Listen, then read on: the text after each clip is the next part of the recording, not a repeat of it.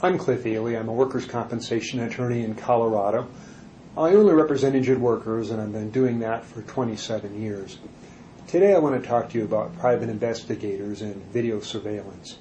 In order to limit their liability on a claim or just deny the claim completely, insurance companies frequently hire private investigators to spy on injured workers and try to get evidence against them.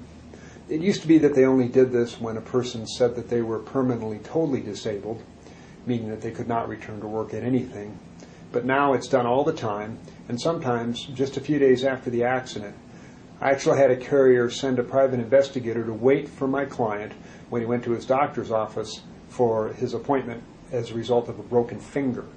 Sometimes it's pretty obvious that an investigator is involved, particularly if they park in front of your house or if they go to your neighbors and ask questions about you. But other times you may not even know they're there. So you need to act like they're always there and they're always watching you. The insurance company hires private investigators because they're hoping to find several things. Of course, they would like to find that the injured worker was doing another job and getting paid for it while saying that he couldn't work at all and getting benefits from workers' compensation. I've rarely seen this happen. Also, it would be considered getting workers' compensation benefits by fraud, which is a felony.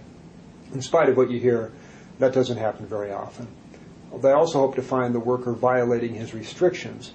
If they find him lifting more around the house and he's supposed to be able to lift, or has been recommended that he lift by the doctor, for example, they will send the video to the doctor and try to get the doctor to change his mind on restrictions, or even try to get the doctor to say that the worker wasn't really injured at all. They also hope to film the injured worker acting a lot better than he does during the doctor's exam. Then they show that to the doctor and hope that the doctor says that the patient is exaggerating or even faking. That's one of the reasons why you should never exaggerate to the doctor, even if you feel like you have to, just to get the doctor's attention. The investigator can't get sound on the video and he can't look in your windows. But the best rule is to not do anything beyond your restrictions. Don't do it even if it's something that has to be done and no one else is around to do it. Like bringing in groceries, for example. If that's beyond your restrictions, don't do it. It doesn't matter what pain medication you were on when you did it or how much you hurt afterwards. If you're taped violating your restrictions, it can cost you. Sometimes a private investigator actually helps prove that the worker was injured. I've had many tapes showing my client limping or walking slowly. It actually showed the injured worker was consistent and telling the truth. But don't expect the insurance company to send those tapes to your doctor.